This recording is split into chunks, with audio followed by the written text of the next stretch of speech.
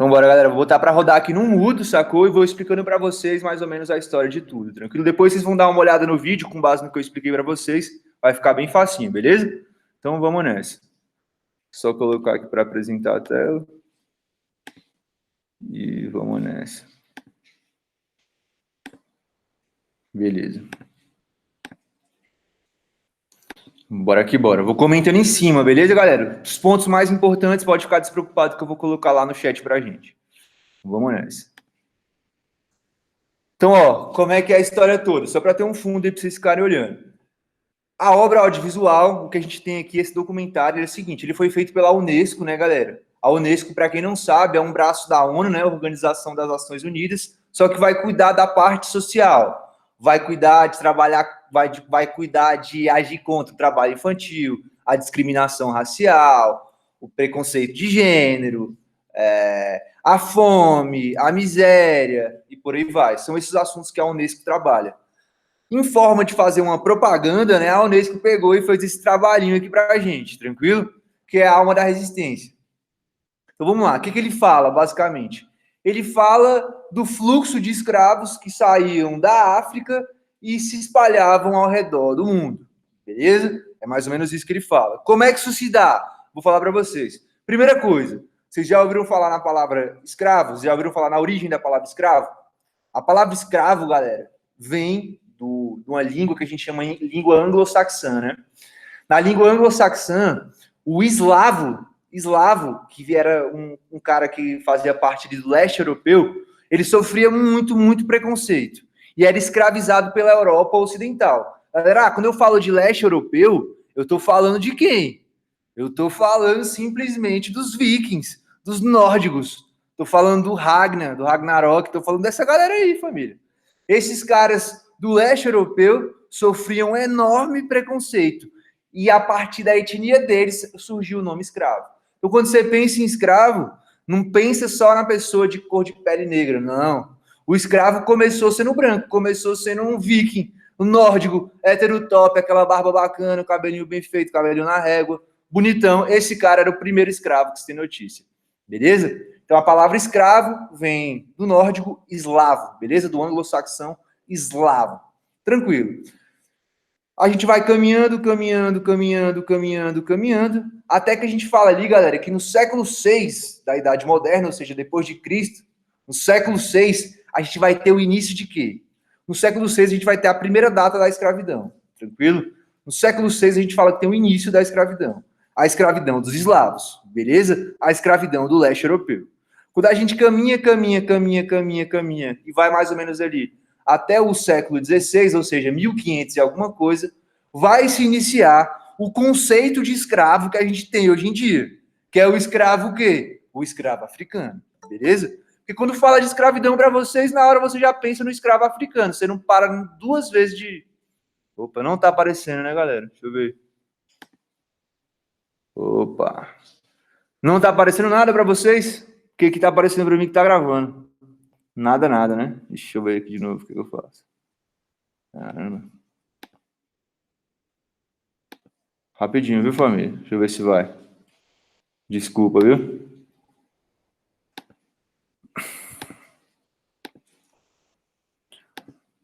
Deixa eu ver se vai agora. Tem que compartilhar as duas telas. Tá aparecendo agora aí para vocês? Vamos ver. E agora, foi ou não? Opa, deve ter ido, né? Beleza. Agora sim. Foi mal, viu, família? Foi mal, desculpa o tio aí, viu? Na humildade, achei que tava de boa, que tava passando os dois. Beleza, então vamos nessa, vamos continuar. Então, beleza. Quando a gente fala, ó, origem da escravidão, a palavra escravo vem do eslavo século VI, beleza? É isso que eu quero que vocês saibam. Então, hoje a gente vai falar de escravidão, tranquilo? A palavra escravo vem da palavra eslavo, beleza? Eslavo, slave, escravo em inglês, beleza? Tranquilo? Então, vem da palavra eslavo. Vamos lá. Os primeiros escravos noticiados vinham do leste europeu. do leste europeu. Ou seja, nem sempre o escravo foi negro. Nem sempre o escravo foi negro. Beleza? Então, pensa nos caras lá do... Já assistiram a série Vikings do Netflix? Já, não é possível, né? Pelo amor de Deus. Nessa quarentena que eu não vi todas as séries, é uma pessoa sem alma. Na série Vikings, a gente vê claramente que aquela galera ali, a gente nunca imaginaria que seria um escravo, mas já foram. Beleza? Então, vamos lá. Vamos falar da escravidão agora em âmbito do que a gente conhece, naquele âmbito da escravidão do povo africano, beleza? Escravidão africana, escravidão dos povos africanos e por aí vai. Como é que ela começou? Seguinte, galera, seguinte. A gente sai da época que ficou conhecida como Renascimento, onde a igreja está ficando de lado e começa a crescer a ciência. A ciência se desenvolvendo, agora o homem não vai ficar mais preso na terra que ele nasceu. Lembra aquele mito que o mundo se resumia à Europa? Agora está quebrado, porque o homem agora domina a tecnologia. O homem agora pode construir um anal, que é um barco, galera, gigantesco, pode levar uma população de 300 pessoas. O homem agora também pode construir a bússola. Então o homem vai para qualquer lugar. Daí surge o período das grandes navegações, lá por volta de 1500, inicinho ali do século XVI, beleza? 1501, 1502. Tranquilo. Passando à frente, o que vai acontecer? Essa galera vai sair da Europa e vai buscar novos mercados consumidores. Os primeiros que eles acharam foram aonde? Nas Índias, beleza? Passava por dentro da Europa, passava pelo mar Mediterrâneo, por dentro da Europa e chegava nas Índias. Vou mostrar aqui para vocês. Como é que é o rolê? Deixa eu só colocar um mapa mundo aqui para não quebrar as pernas. Vamos lá. Então, olha a bagaceira. Vamos ver se vocês entendem. Pega, galera. Pega a visão. Então, vamos. Carrega o computador também. Dá uma força. Então, vamos lá. Ó. Imagina que você está aqui na Europa, mais ou menos aqui em Portugal. Ó. Vou dar um zoomzinho. Pá. Você está aqui em Portugal. Aí você quer ir para as Índias. Qual que era o caminho que você fazia? Aqui por dentro, ó. Atravessava o mar Mediterrâneo, pá. Descia por aqui e chegava nas Índias. Passava essa parte aqui a pé e chegava na Índia. Beleza. Só que agora os caras já sabiam andar de barco. Dava para eu conseguir navegar sem precisar estar olhando toda hora para o continente. Porque quando eu vou aqui por dentro da Europa, toda hora eu estou vendo terra. Quando eu me jogo aqui no mundão, no Oceano Atlântico, chora, meu amigo, que eu vou ver só água. Mas agora eu tenho barco, eu tenho bússola, eu vou arriscar. Beleza? Foi isso que os portugueses fizeram. Pegaram um louco lá chamado Vasco da Gama. Olha o nome do cara, galera. Vasco da Gama. Um cara que está disposto a cair a qualquer momento. Mas ele foi, viagem adentro, partiu. Então vamos. Saiu de Portugal e falou: vou dar a volta na África para ver se eu chego na Índia do outro lado. Chegou aqui no norte da África, Cabo da Boa Esperança, chegou aqui, chegou nas Índias. Galera, para sair daqui de Portugal e chegar até a Índia, eles usavam um esquema que chamava cabotagem, que é o seguinte: andava um pouquinho, quicava na costa, andava um pouquinho, quicava no litoral. Andava um pouquinho costa, andava um pouquinho litoral, costa, litoral, mesma coisa, viu, galera? Costa, litoral, até chegar na Índia. Eles faziam uma cabotagem, ficava sempre contornando a margem do continente africano. Beleza. Esse esquema de cabotagem, galera, de ficar passando aqui no litoral, costa, fez eles conhecerem um território africano. Agora eles conheciam, por exemplo, a África em detalhes. Eles sabiam que no meio da África tinha um deserto, o deserto do Saara. Eles sabiam que o povo que ficava ao norte da África era um povo guerrilheiro, era um povo porradeiro, que tinha participado de quê, galera? Tinha participado da Guerra das Cruzadas. Então, o norte da África não era brincadeira. Mas os caras acharam aqui uma parte que ficava abaixo do deserto do Saara, que é conhecida como África subsaariana. Nessa África subsaariana, a gente consegue encontrar vários escravos. A maioria, galera, de tipo corporal que a gente chama negroide. Então, por exemplo, quem é o especialista em falar qual que é a cor da sua pele? Vocês têm curiosidade de saber isso, galera? Vocês sabem que existe mais de 200 tonalidades de pele, né? Entre o extremo negro e o extremo branco. Beleza. E a sua tonalidade de pele? Qual que é? Então, vamos lá. Aqui no Brasil, a gente tem dois blocos para falar sobre isso. A gente tem a divisão do IBGE e a gente tem o código de patologia, né? Que é quando a gente arranca um pedacinho de pele, bota na lupa lá no microscópio e faz uma análise em laboratório. Então vamos lá. para vocês descobrirem de uma vez por todas qual que é a cor de vocês. Seguinte, o IBGE aqui no Brasil, ele só fala pra gente em 3 cores, beleza? O IBGE ele é bem claro nas cores dele. Ele fala bem assim, ó, branco, preto e indígena. Pro IBGE só existe isso. Beleza? Tranquilo. Quando o IBGE também ele fala em pardo, tranquilo? Então o IBGE ele fala pardo, preto, indígena e branco. No IBGE. Agora, quando a gente vai para a classificação médica, galera, a gente tem que olhar 200 tonalidades de cor, beleza? Porque se eu vou fazer um bronzeamento artificial, se eu vou fazer um clareamento de pele, eu tenho que ter noção dessas 200 tonalidades de cor. Se eu vou fazer um tratamento para mancha, um tratamento para vitiligo, tudo eu tenho que saber disso, tudo eu tenho que saber essas 200 tonalidades de cor. Aí na medicina a gente consegue ter um detalhamento maior, né? A gente fala em pele pardacenta, a gente fala em a pele branca, a gente chama de leucoderma, porque leuco é branco e derma é pele. Pele branca, leucoderma. E a pele negra, a gente chama de feu é marrom e derma é pele. Então, feoderma. A pele do pardo mais pro preto seria o feoderma. Beleza? Quando a gente fala do continente africano, a gente fala naquele estereótipo, naquele fenótipo. Meti a Lumena, falei do fenótipo, análise fenotípica. Fenótipo de quê, galera? Fenótipo negroide, beleza? Então vai ter aqueles traços africanos, o fenótipo africano. A boca mais alargada, nariz mais alargado, quadril mais alargado, maior quantidade de massa muscular. É o estereótipo negroide. Eles olharam para esse estereótipo e falaram o seguinte, galera, era o estereótipo que a gente queria. É o estereótipo que a gente quer utilizar nas nossas plantações, beleza. Depois que os caras exploraram o continente africano, e eles estavam acostumados a fazer plantação aqui na Europa, eles buscaram novas rotas. Acabaram achando o quê? O continente americano. Acabaram chegando primeiro aqui na América Central, beleza?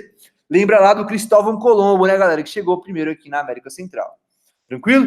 Então, quando eles chegam na América Central, eles encontram, galera, um clima muito bom, um clima excelente, que é o clima tropical para plantio, e eles encontram um solo que é um solo do caralho, é o solo de terra roxa, é o solo de massapê. É o solo que eu não tinha lá na Europa, é o solo que eu consigo produzir em larga escala, em grande quantidade. Os países europeus falaram, é aqui que a gente vai ganhar nosso dinheiro. A gente achou a terra, o clima bom, e a gente achou os trabalhadores ideais aqui, principalmente na parte norte da África, beleza? Que é a África, a gente fala que fica abaixo do Saara, que é a África subsaariana, beleza, família? Tranquilo? Então vamos lá, vamos falar sobre isso. Só liberar aqui pro Tiagão. Opa, beleza. E aí, galera, tranquilo? Então vamos nessa, vou colocar aqui para vocês, ó. Então vamos lá, qual que é a origem da escravização africana? Então vamos lá. Origem da escravidão africana. Vamos lá. Busca por novas rotas de chegada às Índias. Chegada às Índias. Então, se eu quero um novo jeito de chegar à Índia, que não passa pela Europa e passa pela África, eu vejo que lá na África tem um bocado de coisa legal, um bocado de gente que eu posso escravizar. Beleza? Então, ó, busca por novas rotas de chegada às Índias. O que mais que eles faziam, galera? Descoberta do clima e solo excelentes para o cultivo de plantation. O que é o plantation, galera? É pegar um pedaço de terra gigante, enorme, estratosférico.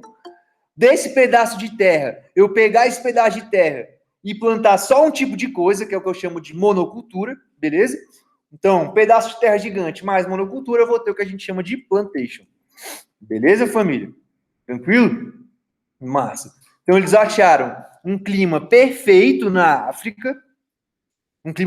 Eles acharam um trabalhador perfeito, a mão de obra perfeita na África, e na América eles acharam o clima perfeito e o solo perfeito. Agora é a hora. Vamos escravizar geral. Beleza. Entramos na obra. Entramos na história de escravização. Como é que essa escravização ocorria na época? Seguinte, galera, só botar aqui para frente. Seguinte, a escravidão era mais ou menos assim. Eles iam lá com força bruta, sequestravam o pessoal na África e mandavam o pessoal para as Américas. Era sempre isso, basicamente isso. Mas vocês pensam, Caio, como é que o homem branco europeu conseguia chegar lá na África, simplesmente pegar o africano, sequestrar ele, levar ele embora? Como é que ele fazia isso? O africano não resistia, não? Ele não tentava fugir, não? Galera, tentava. Mas tinha uma tecnologia na época que era fundamental, que estava na mão só dos europeus. Que tecnologia era essa? A pólvora. Então, os europeus dominavam a pólvora, no outro lado, os africanos não dominavam mesmo.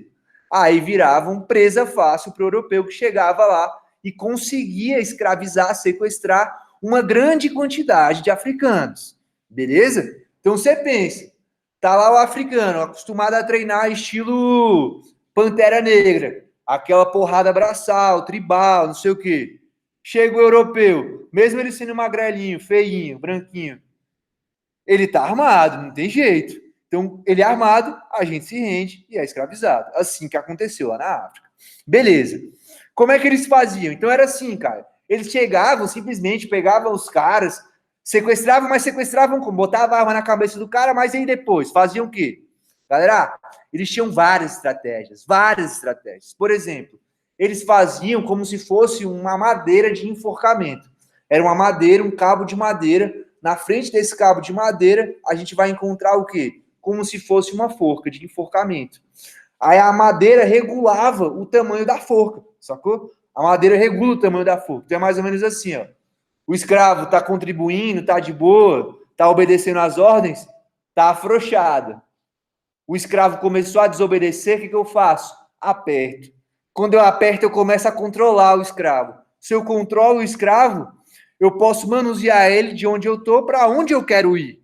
Então eu consigo tirar ele lá do país de origem dele e lá na África, os europeus constroem como se fosse um porto central. Um porto que vai reunir todos os escravos sequestrados ao longo da África. Todo mundo é levado para esse porto, beleza? Quando eu falo no porto, galera, o porto já fica na parte mais acima na África que fica acima do Saara, beleza? Que é o que o pessoal chamava antigamente de África Branca, que na verdade é a África Árabe, né, galera? Que tem um pessoal mais ou menos que nem eu, com essa pele mais moreninha, narigudinho, explode bomba, o pessoal que nem eu. Beleza. Desculpa, viu, galera? Desculpa, mas eu sou árabe, posso falar. Então, o que acontece? A gente pega, tira todos os escravos da África subsaariana, ou seja, da África Negra, leva eles para a África Branca e de lá a gente manda os caras aonde? Para onde? Para as Américas, beleza? Pegaram mais ou menos aí? Pois é, galera. Pois é.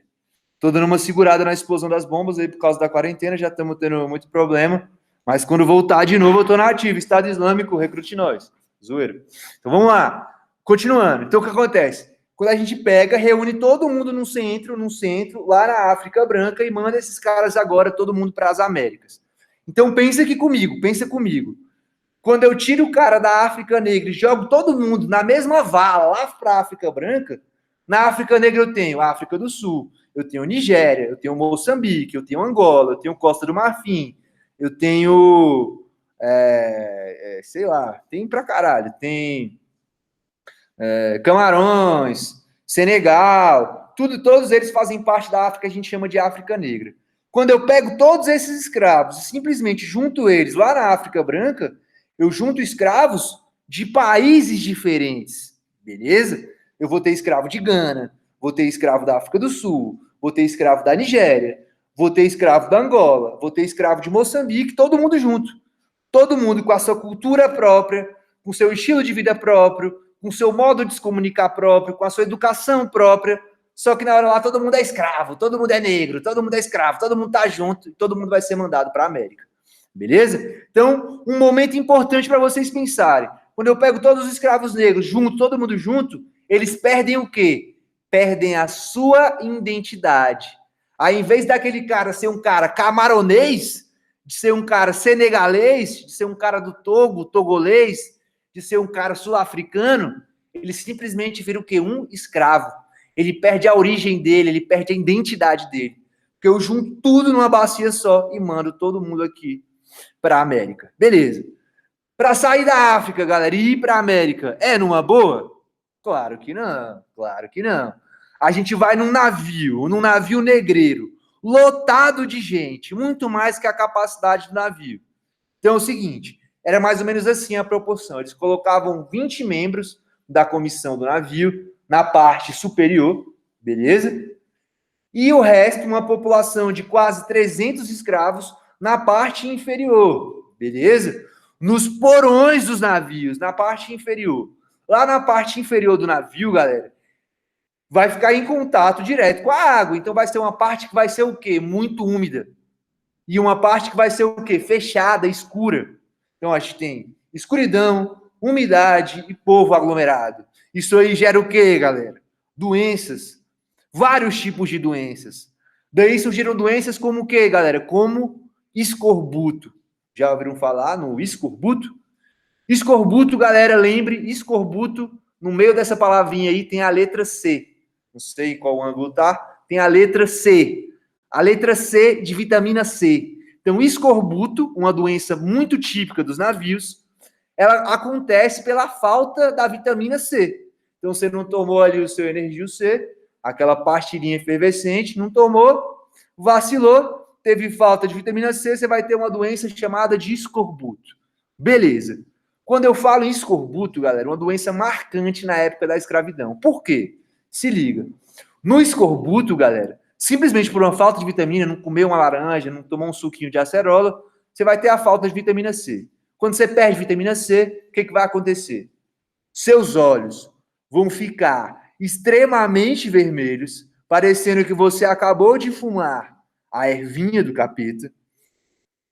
Sua boca vai começar a sangrar pela gengiva, vai ter a tal da gengivorragia, que é a hemorragia da gengiva.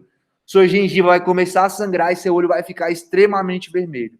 Fora isso, você vai ser acometido no seu sistema nervoso central e você vai ficar inquieto. Beleza? Beleza.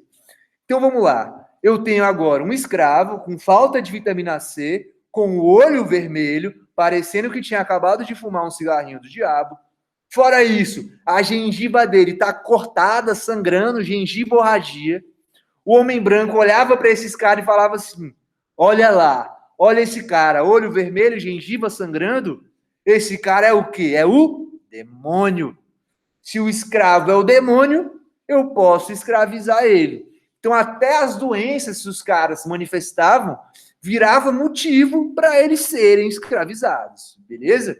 Além do escorbuto, Caio, tinha outras doenças que eram contraídas durante essa viagem nos porões dos navios? Claro que tem. Além do escorbuto, galera, a gente fala muito do beriberi. Já ouviram falar? Beriberi. Beriberi, galera, é uma doença que dá como se fosse uma polineuropatia. Tipo assim, vai dar uma bugada no teu sistema nervoso. Que é tipo assim, o seu sistema nervoso aí acontece assim, é neurônio comunicando com neurônio. Neurônio fala com neurônio, que fala com neurônio, que fala com neurônio. Beleza. Só que se você tem o escorbuto, o neurônio de baixo fala com o neurônio lá de trás, que fala com o do lado, perde o rumo, entendeu? Perde a direção. Qual que é o nome disso? As pessoas têm o quê? Crises convulsivas.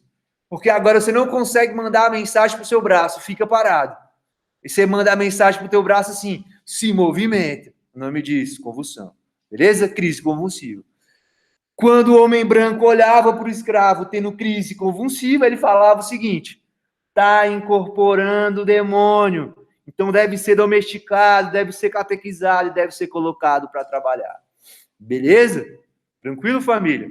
Tem mais coisa? Tem. Seguinte, todo escravo que começasse a apresentar esses sintomas no navio negreiro, ele era primeiramente açoitado, para, em tese, parar de fazer gracinha, ele era açoitado, açoitado, açoitado. Caso ele continuasse manifestando os sintomas da doença, o olho vermelho, a gengiva sangrando, as convulsões, ele era simplesmente jogado para fora do navio, em alto mar. E foda-se, ele morria. Beleza? Era assim que acontecia, galera. O cenário era triste, doloroso. Beleza? Vamos mais, vou dar um play aqui para vocês. Olha aí a situação da galera, olha lá a pegada. Aqui é eles se reunindo lá naquela parte que eu falei, como se fosse na parte árabe da África. Aí lá fica uma série de mercadores, ó, falando, ó, vou comprar vocês, botar vocês no navio negreiro. Aí eles pegavam, compravam, colocavam no navio. Aí o navio era uma viagem absurda, mais ou menos ali de 1 a 3 meses, ou até viagens que os caras se perdiam até 6 meses, para eles saírem da África e chegar até as Américas. Quando eles chegam nas Américas, galera, por um milagre, Se não morreu, se não pegou doença, chegou nas Américas, não suicidou, não fez nada, conseguiu chegar nas Américas. Aí começa o sofrimento dos caras. Beleza.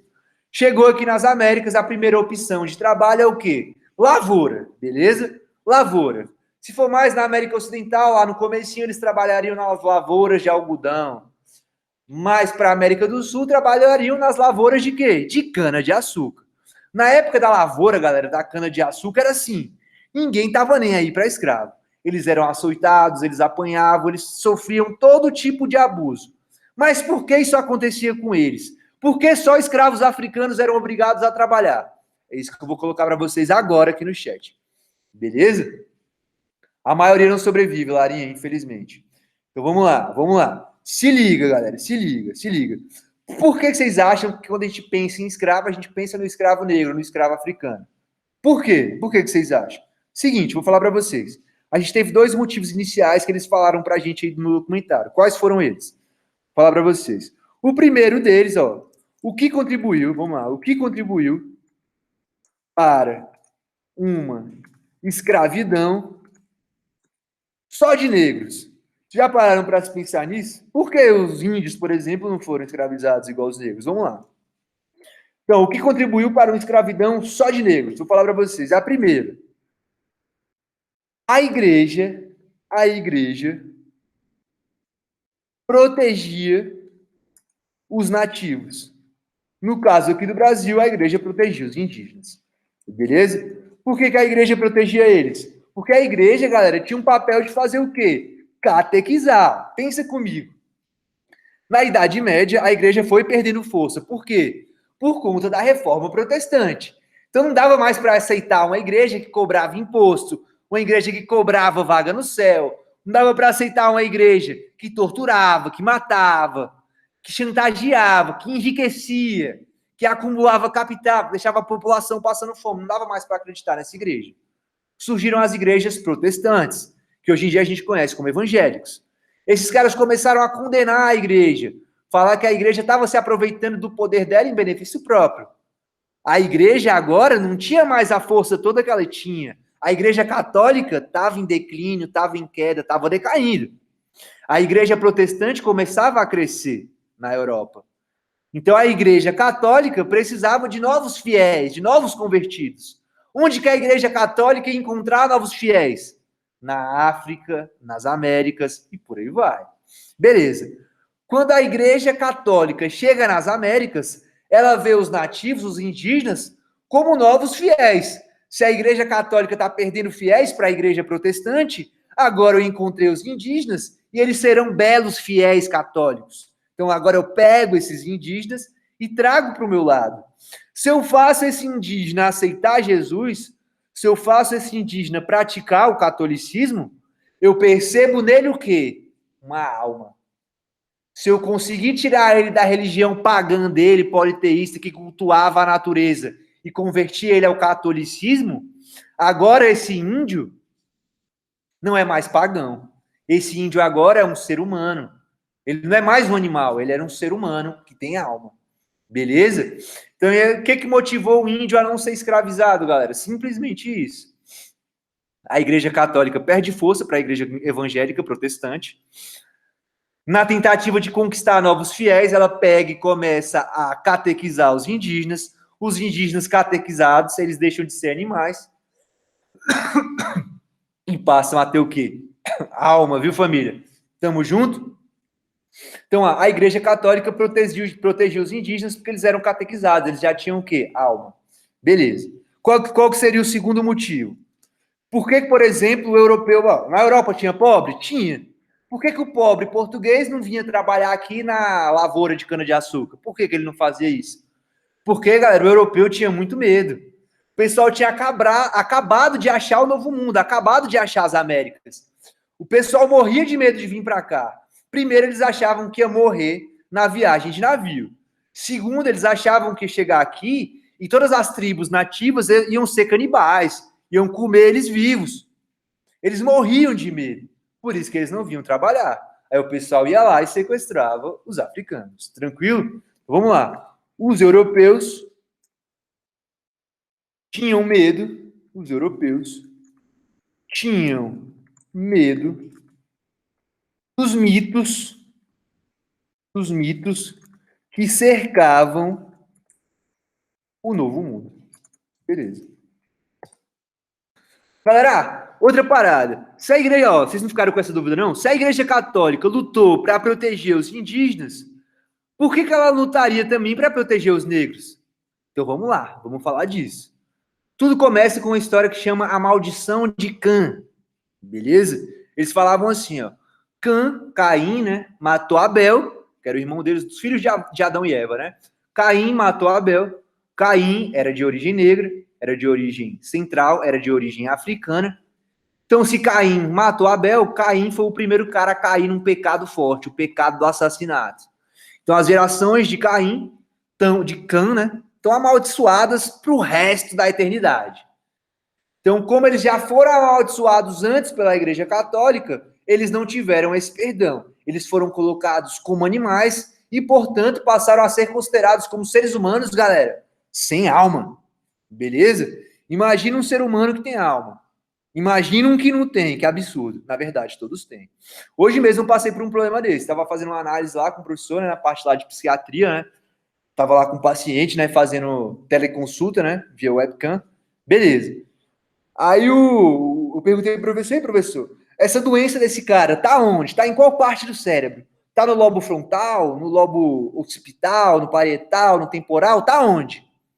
Aí o professor falou, não tá em lugar nenhum. Tá na alma. Aí eu falei assim, caralho, tá na alma. Então, alma, galera, é importante você ter alma até hoje. Porque se você é julgado sem alma, por exemplo, você vai para o manicômio como louco. Então é importante ter alma. Só que a Igreja Católica chegou no africano naquela época e falou: ó, você não tem alma, você está amaldiçoado com a maldição de Cã. Você não tem alma. Se você não tem alma, você pode ser escravizado. No caso do índio, não teve esse mesmo julgamento. O índio foi considerado como alguém que tinha alma. Por isso se manteve, entre aspas, por um tempo livre. No caso do escravo africano, não. Ele foi considerado até pela igreja como um cara sem alma. Beleza, tranquilo.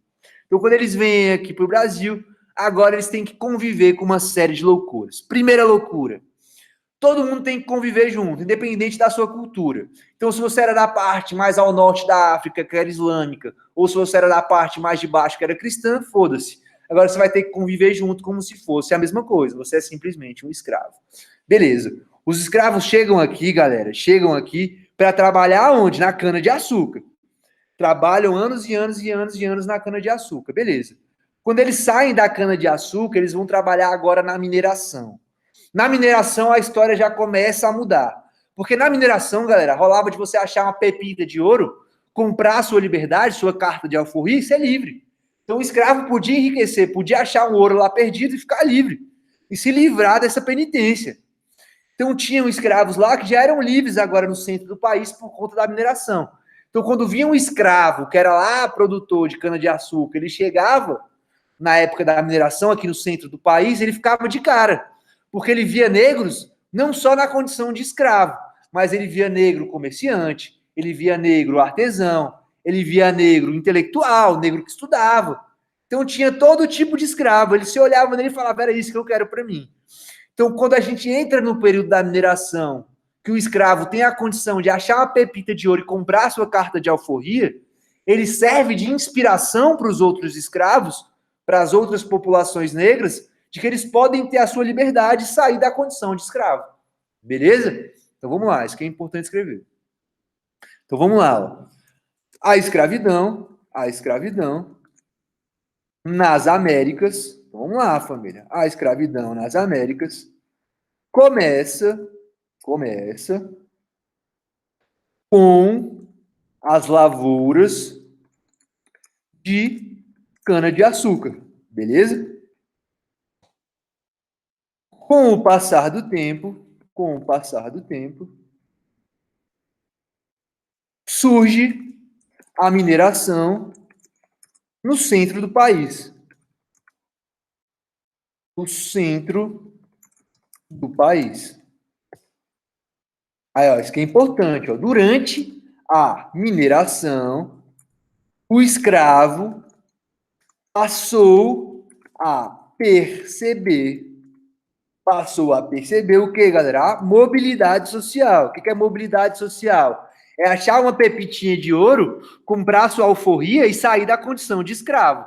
Então você não vai ficar mais lá na base da pirâmide, você pode ir agora para onde você quiser, beleza? Então, durante a mineração, o escravo passou a perceber a sua mobilidade social. Ele podia achar uma pepitinha de ouro, beleza? Pepita de ouro. Se ele acha a pepita de ouro, ele pode comprar a sua liberdade, aí tá free, beleza? Tá livre, pode fazer o que quiser. Tranquilo. Então vamos lá. O que a gente tem que entender? A gente tem que entender que antes o escravo estava preso na condição de escravo. Agora ele tem a mobilidade social, ele pode, é difícil conseguir, mas ele pode conseguir a sua liberdade. Então eu tenho agora escravos conseguindo a sua liberdade por conta dessa mobilidade social. Se agora eu tenho escravos móveis que saem da condição de escravo, eu tenho mais escravos que agora podem simplesmente se revoltar e falar, vou embora daqui. O que acontecia muito? Às vezes, para dar de exemplo, o capitão do mato, né, que era o cara responsável por açoitar, castigar o escravo, o capitão do mato, quando ele via algum desvio de rendimento de algum escravo, não está trabalhando direito, não está fazendo o que eu mando, não está produzindo a quantidade que eu quero, eu vou te castigar na frente de todo mundo. Ele pegava o chicote, reunia todos os escravos, agora eu vou castigar, chicotear esse escravo aqui, porque ela foi insurgente, ela descumpriu ordens, ela está de mau comportamento, ela não faz o que eu peço, ela não corta o tanto de cana que eu mando. Então ela vai ter que apanhar aqui na frente de todo mundo, beleza? Então, vamos lá, e começa a bater. De repente, os escravos que estão ali olhando essa situação não aguentam mais e fazem o quê? Pegam um pedaço de pau e vão para matar o capitão do mato. E acontecia isso demais aqui no Brasil. Não só no Brasil, mas em toda a América Latina. Daí, galera, dessa fuga contra os maus tratos, dessa insurgência, dessa revolta, dessa reação dos escravos, o que acontece? Começam a pipocar vários movimentos de fuga. Os tais dos escravos fujões. Começam a pipocar vários movimentos de fuga. Em Minas, na Bahia, no Ceará, em São Paulo, todo mundo começa a fugir. Todo mundo fugindo agora, galera. Eles começam a fugir e buscar um local para se proteger. Daí nasce o quê? Nasce o que a gente chama de quilombos, beleza? Então vamos lá, vamos falar dos quilombos. Quilombos. Locais onde os escravos iam para se proteger depois de verdadeiras revoltas em suas senzalas, beleza? Senzala, galera, é o local onde o escravo fica, beleza? É o dormitório do escravo. Dormitório do escravo, beleza? Então, os quilombos é o local onde os escravos fugiam depois das revoltas. E que esses quilombos, qual que foi o mais famoso? O tal do Quilombo dos Palmares, né? Que tinha como líder o Zumbi dos Palmares, beleza? E a mulher dele era a rainha do Quilombo, né? A mulher do Zumbi, o pessoal não fala muito, mas é a tal da Dandara, beleza? Mulher do Zumbi. O pessoal fala que ela era a verdadeira cabeça pensante por trás do Zumbi dos Palmares. Beleza? Tranquilo. Então agora a gente tem a formação dos quilombos. Se eu já tenho um escravo que consegue comprar a sua liberdade, eu já tenho quilombo. Então todos os escravos basicamente estão fugindo. Uns compram sua liberdade, outros fogem, formam quilombos. Então a gente já vê uma perda significativa de escravos. A gente pode dizer, galera, que a formação dos quilombos foi primordial para o fim da escravidão. Beleza? Então agora a gente tem a mobilidade social, a formação dos quilombos. Tem outro fator, Caio, que contribui para o fim da escravidão? Tem. O movimento abolicionista.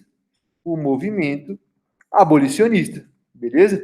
Quando eu falo de movimento abolicionista, galera, vocês têm que saber os dois principais líderes do movimento abolicionista no Brasil. Qual que é o nome deles? José do Patrocínio. José do Patrocínio. Emicida, tem até uma tatu dele, Emicida rapper.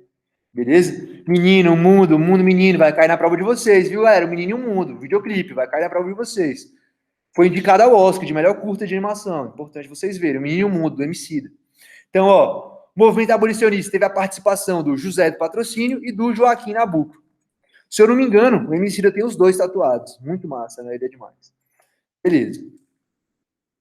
Qual que é a importância deles? Vocês verem. José do Patrocínio e Joaquim Nabuco, eles eram homens do jurídico, ou seja, advogados.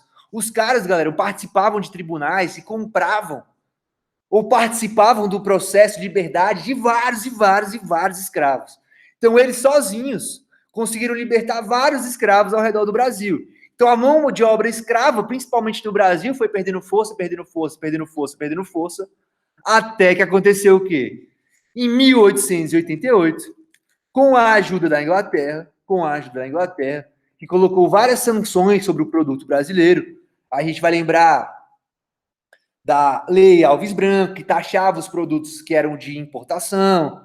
A gente consolida isso ao movimento abolicionista. A gente vai ter em 1888 o fim da escravidão no Brasil. Beleza? O que levou ao fim da escravidão? Mobilidade social, formação de quilombos e o movimento abolicionista. Beleza? Fim da escravidão. Beleza, família? Tamo junto? Tamo junto? Beleza.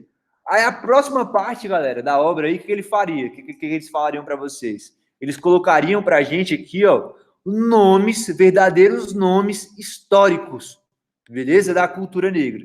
Então, os povos negros, vamos lá, vamos falar mais. Quais foram as contribuições dos escravos para a nossa cultura? Vamos lá. Só existiu, galera, engenho de açúcar porque o escravo sabia trabalhar com cana-de-açúcar, beleza?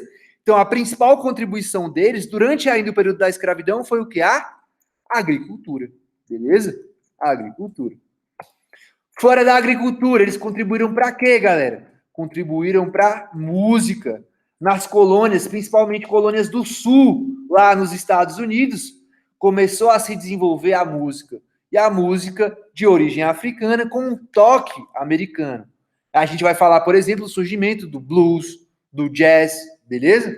Vou colocar aqui para vocês.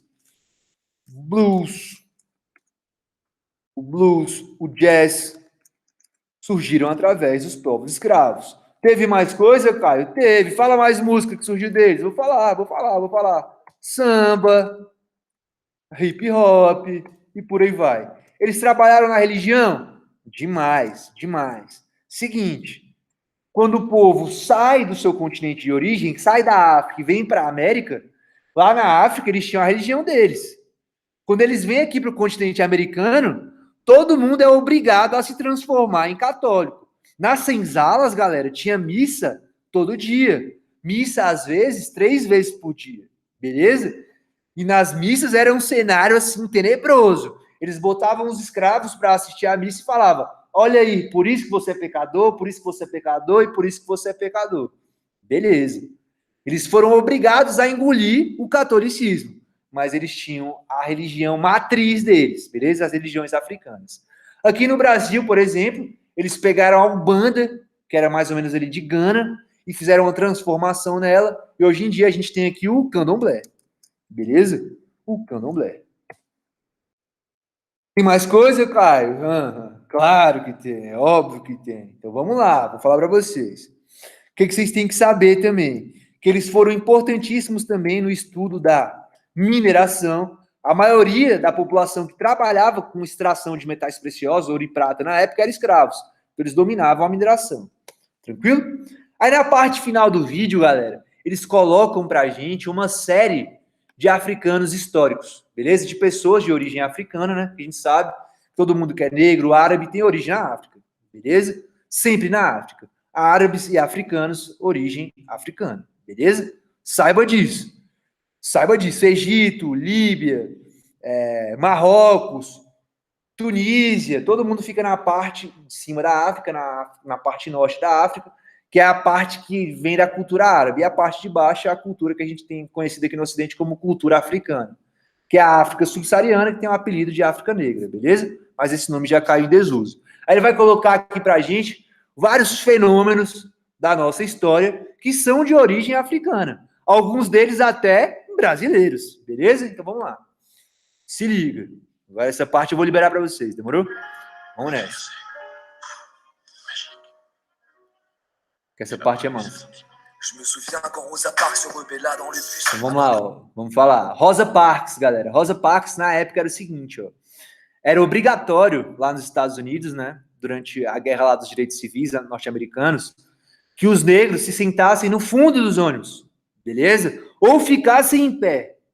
Se não tivesse vaga no fundão, ele era obrigado a ficar em pé. Até que uma mulher chamada Rosa Parks simplesmente falou assim: eu me recuso. Eu não vou sentar em fundão, eu não vou ficar em pé para ninguém. Eu vou ficar sentada aqui. Beleza? Aí a insurgência, galera, o não cumprimento de regra por parte da Rosa Parks deu origem a todo um movimento civil lá dos Estados Unidos, encabeçado pelo Martin Luther King e pelo Malcolm X, que acabou com o fim da escravidão.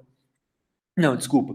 Que acabou com a vitória, né, dos negros, e eles conseguiram ali os seus direitos civis. Eles tinham praticamente agora os mesmos direitos do que os brancos. Beleza? Rosa Parks, nome muito importante.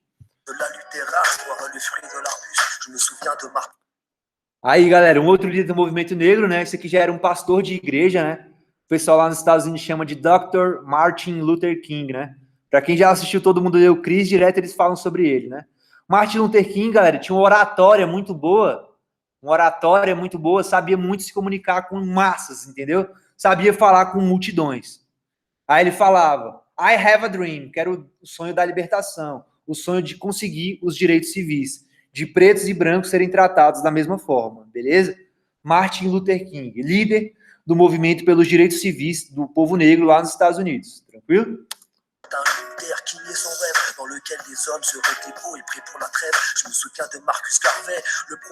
Marcus Garvey lutou no movimento abolicionista. Malcolm X, um ex-presidiário da do século XX, né, lá dos Estados Unidos, que participou também da guerra pelos direitos civis do povo norte-americano, junto com a Rosa Parks, junto com Martin Luther King, e ele também encabeçou essa galera aí, o Malcolm X. Beleza? Muhammad Ali, galera, é um boxeador, né? Também líder do movimento negro, né? Ele tem aquela frase muito famosa, né? Uma luta dele contra o George Foreman, né? Também era outro lutador muito forte da época, né? Você é mais ou menos ali, galera, década de 70, 60, mais ou menos. Aí teve a luta de boxe do século, né? Que seria a luta entre o Muhammad Ali, que antes ele se chamava Cassius Clay, mas ele se converteu à religião islâmica. Aí ele mudou de nome, começou a se chamar Muhammad Ali. E ele foi lutar lá na África, né, lá no Zaire, África Negra, África Subsaariana, contra o principal adversário dele na época, o grande rival dele na época, que era o George Foreman, né?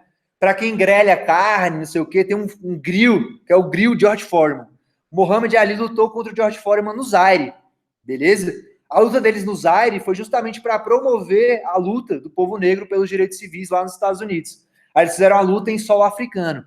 Uma luta, galera, que lotou pra caramba. Eles falam que até hoje é a luta de boxe que teve o maior público da história, beleza? Muhammad Ali, antigamente ele se chamava Cassius Clay, antes dele se converter ao Islã.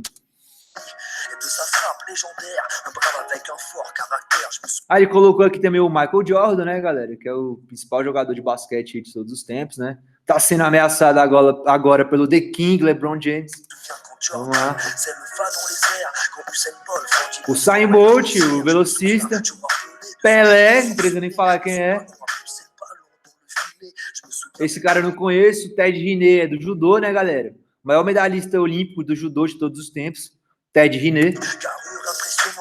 Quem fez esse documentário aqui, galera, foi uma parceria da Bélgica com a França. Então tem muitos atletas aí franceses e tal, brasileiros também, porque foi reprisado muito no Brasil, teve uma adaptação para o mercado brasileiro do documentário, beleza? Então eles falam aí do Pelé, e mais pra frente vocês vão ver que eles vão falar de outro cara aí também.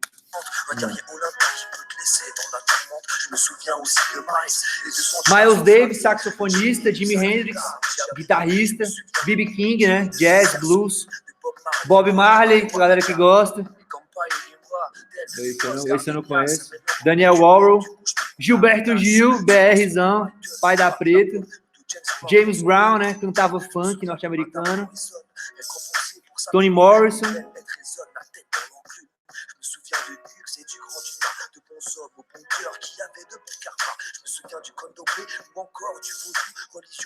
Aí aqui eles fazendo uma alusão ao candomblé, né? Lei candomblé. Ali eles fazendo uma homenagem ao voodoo, né? Que também é uma religião de matriz africana, né? Galera, o voodoo, viu? dos bonequinhos. Ah, vai fazer voodoo, não sei o quê. O voodoo, religião africana, beleza? Aí ele colocou aqui, ó, les candomblés, falando do candomblé, e depois ele, rapidinho, só voltar aqui, ó. Ele colocou les candomblés, e depois ele colocou les voodoo. Aí, o Billy King, beleza. Bob Marley, não sei o quê. O Abraham Ferrer, Daniel Ouro, Gilberto Gil, James Brown, o pai do funk norte-americano. Aí, Toni Morrison, beleza, vamos ver agora. Eles fazem uma parte de homenagem às religiões. Ó, Le Candomblé, a religião africana que se radicou aqui no Brasil. Le Voodoo, a religião voodoo, viu, galera, dos bonequinhos, é uma religião de matriz africana.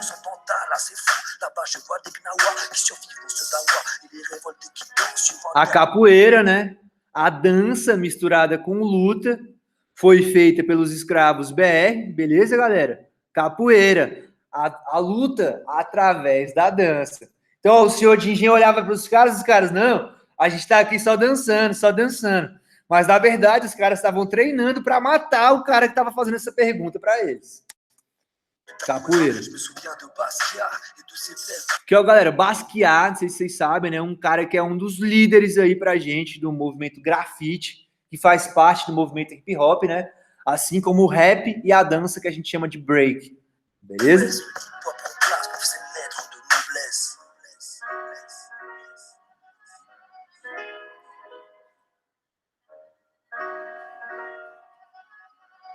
Aqui eles colocaram pra gente os negros que se destacaram na ciência, né? Como H.T. Sampson, o Miles e por aí vai, beleza? Galera, aqui a gente tem alguns deles são médicos, viu, africanos, que operavam dentro das tribos sem ter conhecimento teórico nenhum. Os caras operavam, galera, com o que eles tiravam da cabeça, imagina. Tanto que os caras eram feras. André Rebouças, líder do movimento abolicionista aqui do Brasil. Machado de Assis, o maior escritor brasileiro de todos os tempos. Também negro.